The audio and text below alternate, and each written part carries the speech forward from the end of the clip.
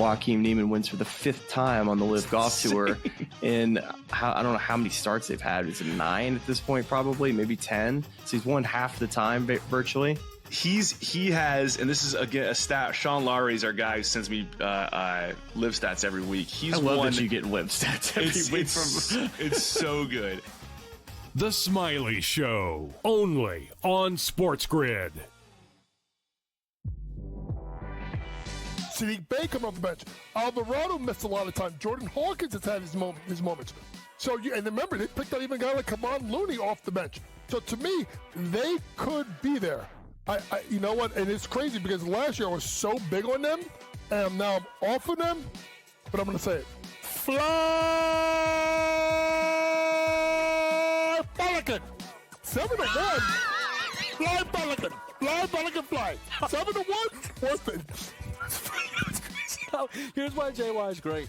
Because sometimes I almost, it's tough when I sell JY, because now what will happen is, right? I mean, listen, it's the middle of the summer. You know what I mean?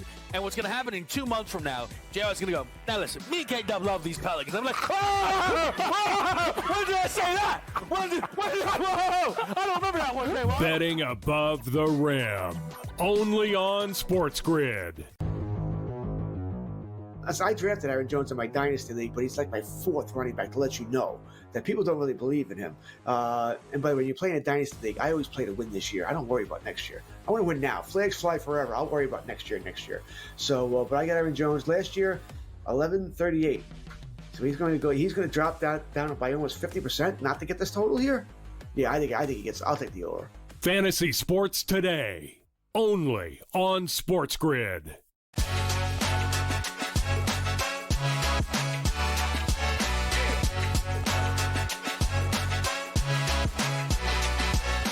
Micah Parsons is the latest Dallas player dealing with lengthy contract talks. What is Jerry Jones doing? Plus, NFL Red Zone has a new home with ESPN. Hello, everyone, and welcome into Front Office Sports Today as we kick off the week from our FOS studios in New York City. I'm Renee Washington. And I'm Derryl Barnes, filling in for Baker. So thank you so much for joining us. Every weekday, we chat the biggest stories happening in the business and culture of sports. Plus, the deal to officially sell the Connecticut Sun is closer to being done. But are they moving to Boston? First, let's dive into the headlines in the shoot-around. Yes, the Atlanta Braves win over the Cincinnati Reds in Major League Baseball Speedway Classic set an attendance record at Bristol Motor Speedway with just over 91,000 in attendance. We had country superstar Tim McGraw, son of the Tug McGraw, and Pitbull performing a pregame concert. Players took a lap around the track. We also had Hall of Famers Johnny Bench, Chipper Jones, NASCAR's Chase Elliott, and Kyle Busch throwing out the first pitch. The excitement was there, and you were there as well. Yeah. What did you see at this event? Yeah, I think it was really cool, but if you're looking on social media, you're going to see a tale of two sides. So all the media were located inside, like in the infield, right? So you're right there where everything's happening. You're right next to the concert going on, so you're able to hear that beautifully. You're right there on the field, able to see that beautifully, but then fans on the outside had a much different experience. And I think that attendance record is what made this a partial success for the MLB, because so many other things went wrong for those fans on the outside. You had them running out of food. I mean, hot dogs being served without buns, nachos being served without cheese. So there was a lot of things that kind of made this a weird situation. The rain definitely pushing that to the second day didn't help. So not necessarily 91,000 people came to that second game to actually watch the game. So it was interesting to see just everything. It was a tale of kind of two sides, depending on where you and were. we'll see if that becomes an annual event too, and that they'll be able to learn from this first one a lot, I'm sure. Well, over in the Leagues Cup, 8-time Ballon d'Or winner Messi went down early Saturday night in the match with a minor muscle injury after a collision with a couple of Necaxa defenders. Now, the right leg injury comes about 24 hours after MLS Commissioner Don Garber made comments at our FOS event, Huddle in the Hamptons, to one of our reporters saying, quote, "I don't think he," talking about Messi, "wants to talk to me because, of course, as we know, Messi and Jordi Alba were suspended a Major League Soccer game after missing out on the All-Star game because they wanted to rest." Yet here we see Messi, 11 minutes into this match, go down with a leg injury. Yeah, and this was, their second game back from MLS All-Star weekend. So it's just interesting to see this case being made then for I mean, this is the perfect case for the fact of, yeah, that's why I took the rest. So I see why Messi wouldn't want to take the commissioner's call. Great point there. Signed, sealed, delivered. Luka Doncic is staying in LA with a 3-year, $165 million max contract extension and a player option in 2028. He also avoids free agency next summer, and it also makes him eligible for a projected 5-year, $417 million deal in 2028, which would be the biggest contract in NBA history at that time if it does happen. We've seen a different side of Luka lately, Derryl. Yeah, I mean, LA is getting a brand new Luka. Dallas worried about his body, talking about his body, him not being in shape. Okay, cool. How about I get in shape and then I don the cover of Men's Health magazine, right? And then both sides wasting no time in the fact that this was the first day he was eligible to sign this extension, and they got that done. Commitment on both ends, right? Absolutely. The Lakers got the deal done with Luka, but Dallas still not getting the deal done with Micah Parsons. What's going on there? Let's get into that more in our main event. Now, coming into today, Cowboys' Micah Parsons is entering the final year of his rookie contract, whereas he's expected to earn about $17 million below the top pass rushers across the league. So Friday, he said he wants out. He's requested a trade, no longer wants to be in Dallas. So what is Jerry Jones and Dallas doing? Let's welcome in our FOS newsletter editor, Matt Tabik, to talk about this more, because it's been a crazy process of contract negotiations for Micah. What is really happening down in Dallas right now? Well, they say everything is bigger in Texas, right? And nothing's bigger than Jerry and Big D, but which can stand for drama too. But this is really nothing new for Jerry. He's been through this, with multiple players. But what's kind of happened here is Micah has done everything right, said everything right in the offseason. He's showed up at camp. But where things kind of went off the reservation a little bit is back in April at the league meetings. Jerry has been talking to Micah kind of off the record, and he said he forgot the name of Micah's agent. And so Jerry tends to poke the bear a little bit, but I think Micah has said everything right up until this point. He said he wants to make what the top pass rushers are making. He doesn't have to make the most. But where we're at right now is Jerry thought he had a deal with him, he said. And and what's happened is the agent's like, well, you have to talk to me too. So where they're at right now is he wants to make, what TJ Watt and Myles Garrett are making, which are about $200 million in guaranteed money, about $40 million a year. But, Jerry's been through this. He's paid Dak Prescott. He's paid CeeDee Lamb. He's paid Zach Martin in the past. And everybody forgets back in 93, they had a guy named Emmitt Smith who held out the first 2 games, ended up getting paid, and they went on to win their first Super Bowl. So, look, I think at the end of the day, Mike is going to get paid. He wants to be in Dallas. He said, even though he said, I'd like to be traded, I think this is just all part of the process. And I think at the end of the day, Jerry knows what he has in Mike. And I think Jerry knows he's going to pay him. But he also has the leverage. Mike is in camp.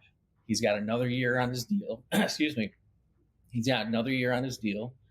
And so that's where we're at right now. And Jerry poking the bear, saying he forgot his agent's name or he hasn't talked to the agent, just really is kind of made things a little bit worse and more in a sensitive in negotiation, as you can imagine.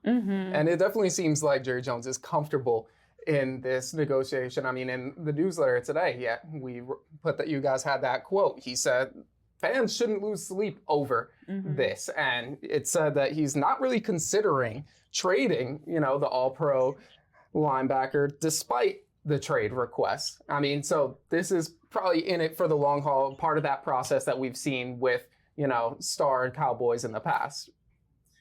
Yeah, I think Jerry at the end of the day knows what he has in Micah. He's one of the premier, he's 26 years old. He's still on his rookie deal.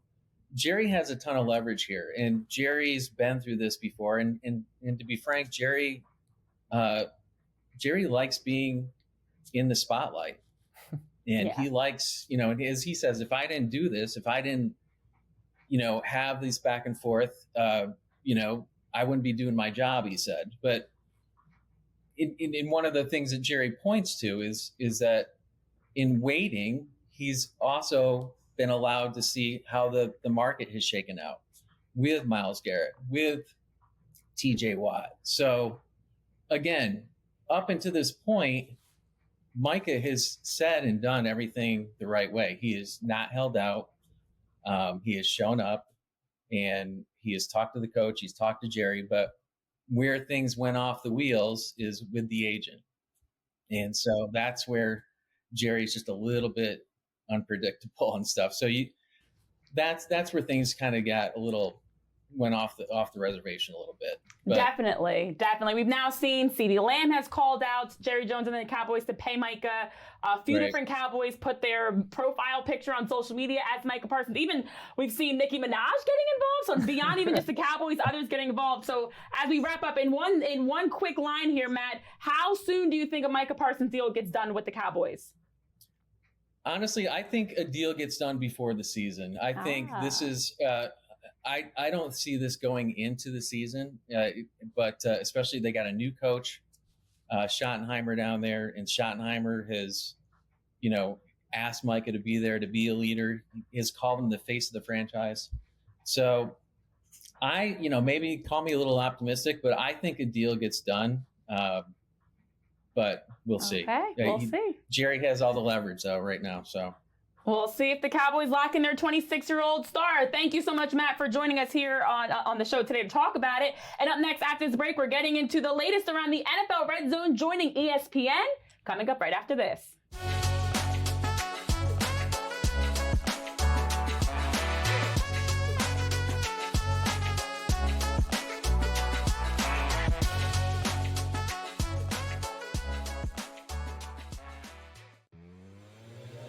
If I have to think long and hard about whether or not you're a Hall of Famer, you're not a Hall of Famer. I don't need to argue stats. I don't need to argue whether or not you are great. If Ichiro Suzuki is not a Hall of Famer, we don't need to have a baseball Hall of Fame. Like, just pack it up and shut it down, because that guy was as good of a hitter as we've ever seen. And he was unbelievable from the first time he stepped onto the field for the Mariners until the end. In-game live, only on SportsGrid. It's edge rushers. That's where it is right now. And I think Myles Garrett is in a class of his own. I think TJ Watt's right there. I think Micah Parsons is right there. Certainly, those guys are very, very good. Myles Garrett is in a class of his own. He just absolutely is. When the advanced stats about the double team rate, his quarterback pressure rate, all of that, he just stands a notch. I don't want to say a big gap, but he stands a notch ahead of those guys. Game time decisions, only on SportsGrid.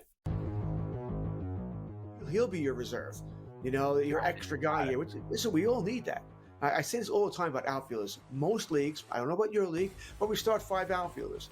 Even if you're in a 10-team league, that's 50 outfielders. Plus you got some guys at utility. Plus you got some guys on reserve. 70 outfielders are gone. All right, so outfielders are extremely valuable here. And Moniak, if he's available, is a nice guy to pick up right now. Fantasy Sports Today, only on SportsGrid.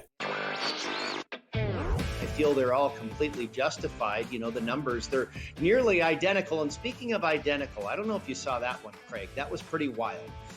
From winning their first major to winning their 4th major, both Tiger Woods and Scottie Scheffler completed that task in exactly 1,197 days. Both of them, in the exact amount of days, won their 4th major. Newswire, only on SportsGrid.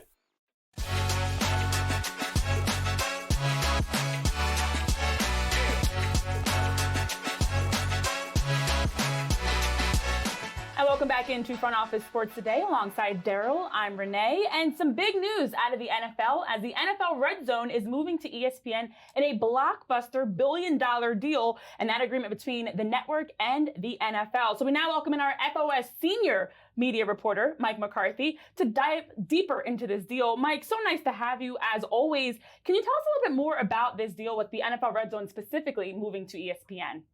Well, it's a blockbuster deal that's been 4 years in the making, and they're right at the goal line. Speculation is, Renee, that Disney might announce this deal during its earnings call on Wednesday. Basically, it's a swap. The NFL is giving most of its media assets, including NFL Red Zone, to Disney ESPN in return for a 10% equity stake in ESPN that will be worth billions. Now, this is huge news for ESPN because who doesn't love the Red Zone, right? I mean, we're addicted to it. It's been described to me as if God is handling the remote control. So for ESPN to get a property like that, just when it's launching this direct-to-consumer option this fall, is a huge piece of business for them. It's a huge win.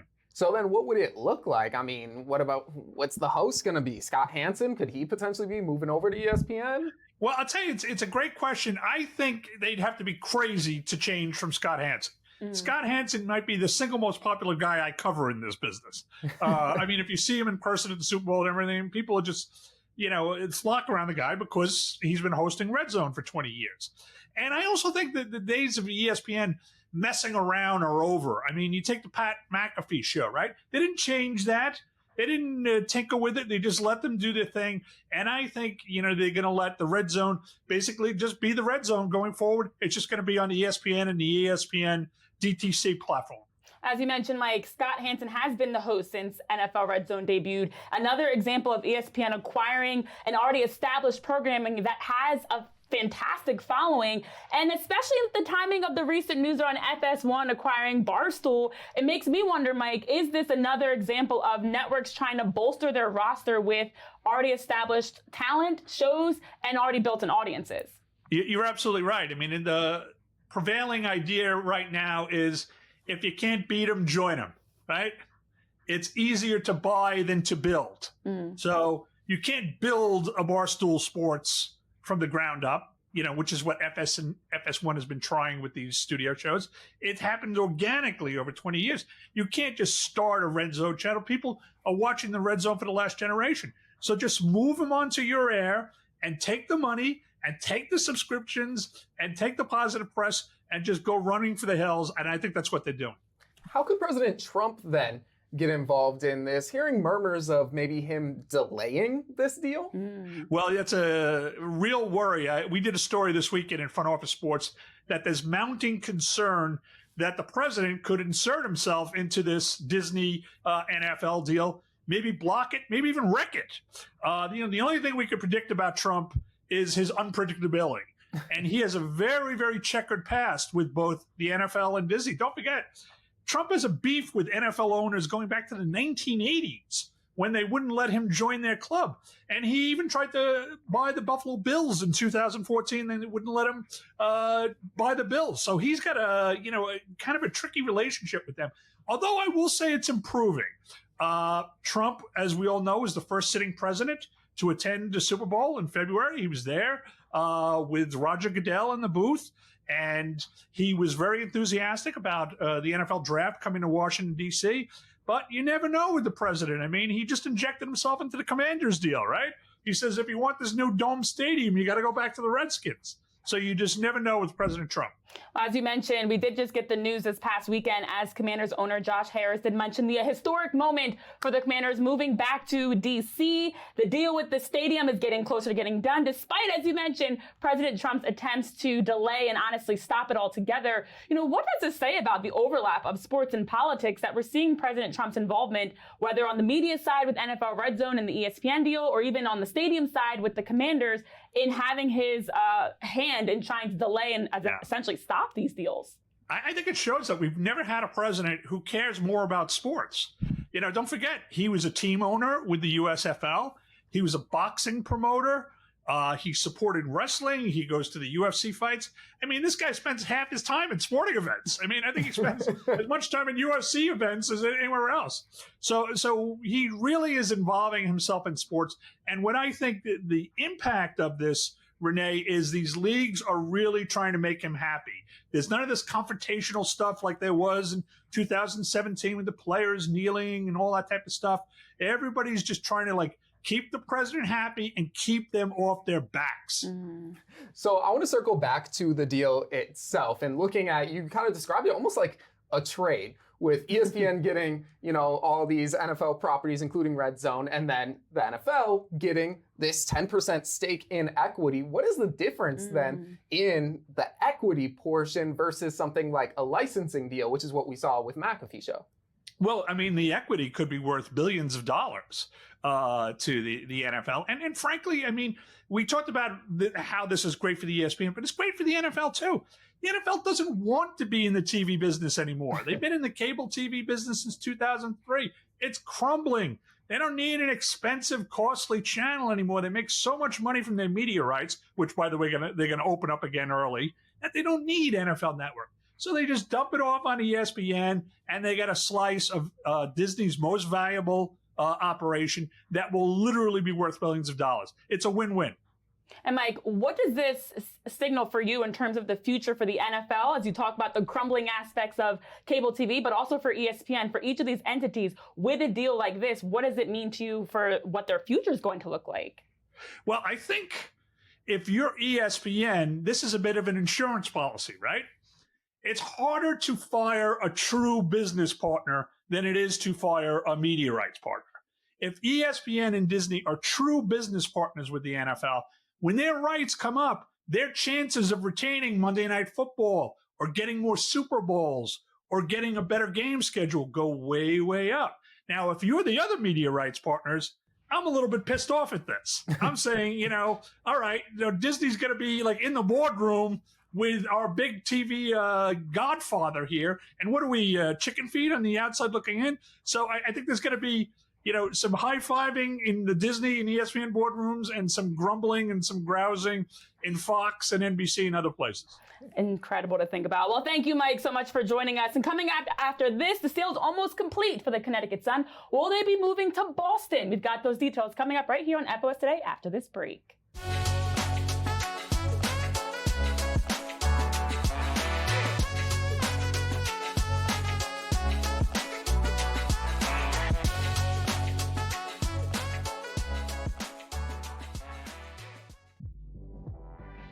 They lay over and die at the hands of the Minnesota Lynx, who beat them 109-78.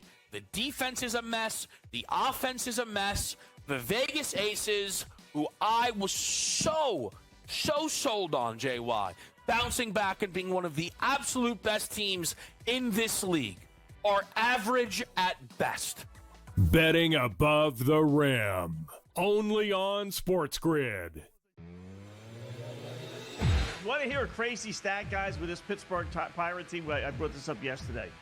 Out of 106 games, they have been involved in 27 shutouts, 13-4, 14 against. Over 1 out of every 4 Pittsburgh Pirate games ends in a shutout. How crazy is that? Total is 8 tonight. In-game live, only on SportsGrid.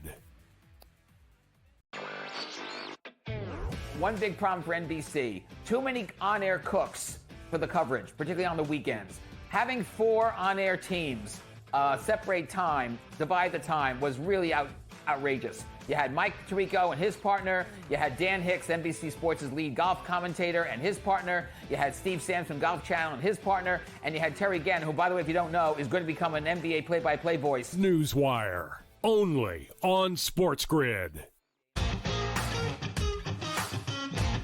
Just more and more smoke, leading to the fire that is Keegan Bradley being on this team as a player.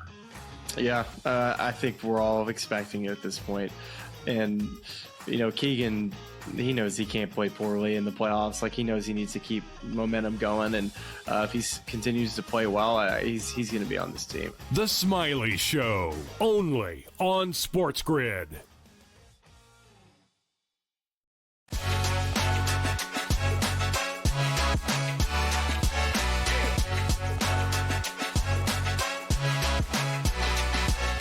And welcome back to Front Office Sports Today alongside Derryl. I'm Renee. And over in the WNBA, Boston Celtics minority owner Steve Palioka has led a group that's reached an agreement with the Mohegan Tribe to buy the Connecticut Sun for a historic $325 million, the highest for a women's sports franchise in U.S. history. And now, pending league approval, they might even be moving to Boston. So we welcome in FOL's deals reporter, author of the Asset Class newsletter, Ben Horney, to talk about this more. Ben Horney, it's great to have you on the show with us again. But can you share some insight on this deal? What's the latest in how this sale is progressing? Yeah, thanks, Renee, for having me. Always a pleasure to be on. And Derryl, welcome to the program. Pumped to have you today.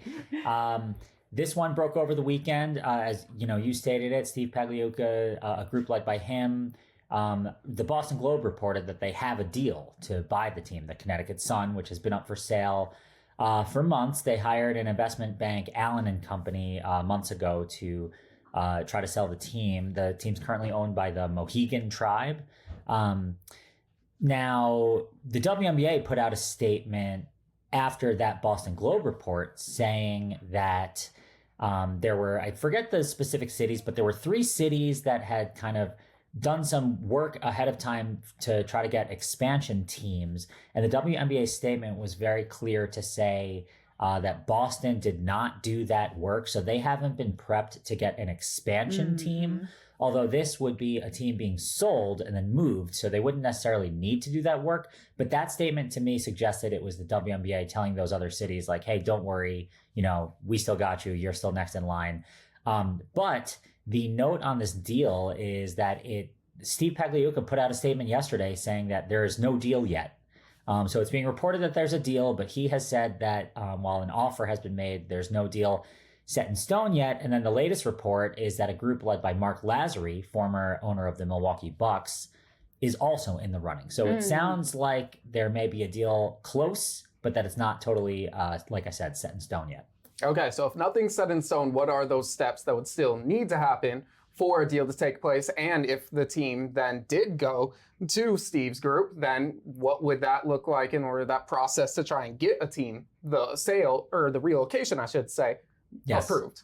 Yeah, so the WNBA would have to approve any team relocation. So you would think that they would probably get this kind of agreed upon, buttoned up before the deal's announced, because it sounds like the group with Pagliuca wants the team moved to Boston, which makes sense. He's a Boston guy. He was particularly unhappy when it was announced that the Celtics were being sold to the Bill Chisholm-led group. He actually had an offer out for the Celtics, and he put out a letter when the Bill Chisholm deal was announced, basically saying, we had financing set up. We were going to, stay true to the heart of the team and whatnot, which, by the way, this is an aside, but it's been interesting. The Celtics have been dismantled in the last few months, thanks in part to Jason Tatum's injury. But, who knows if a different ownership group coming in might have changed that. But, the WNBA would need to approve any relocation. So you think that there must be work going on behind the scenes and that might be the hang up of why it isn't being officially announced yet. But again, that potential Lazary bid throws a little wrench into the situation because to Renee's point, this would, as reported, it would be the largest deal in history. But what if another group, now that they know that that's the number, comes in and makes a different offer? I mean, I don't know what stage it's at. The Boston Globe made it sound like this deal is happening, but you never know. Yeah, in the final 20 seconds we have with you here, if this deal does not go through and continues to stay pending, will that price point continue to go up? We've seen that happen in the past with some other teams across other sports. It very well could. I mean, sometimes this is how negotiations work, right? Something gets out there in the public and then now other people know about it so they can bid it up. It remains to be seen. Like I said before, we don't know how deep in the process they might have been. There might be a deal that was reached but is not fully signed yet. We're not sure. Well, we have seen Governor of Boston, Maura Healey, call for a team in the city. We've also seen 2 sold-out games in Boston when they had some games in the city that showed an appetite for a WNBA audience. Plus, they just had a new NWSL expansion team with the Boston Legacy. So I think Boston's ready for a WNBA team, in my opinion. Ben, thank you so much for joining us. And now let's see what's bubbling over in the FOS water cooler. Now, the 2025 NFL preseason kicked off with the Pro Football Hall of Fame game between the Lions and the Chargers with about 18,000 in attendance, nearly 7 million viewers. There are a lot of leagues, Derryl, that don't get that number in exhibition games, postseason games, honestly, maybe any of their games. I mean, yeah, take a look at the numbers. The NBA Game 1 of the Eastern Conference Finals, 6.6 million viewers. The MLB All-Star Game, 7.2 million viewers, right? And now you have this random NFL preseason game, the first NFL preseason game of the season, right there smack dab in the middle at 6.9 million. I mean, the NFL reigns supreme.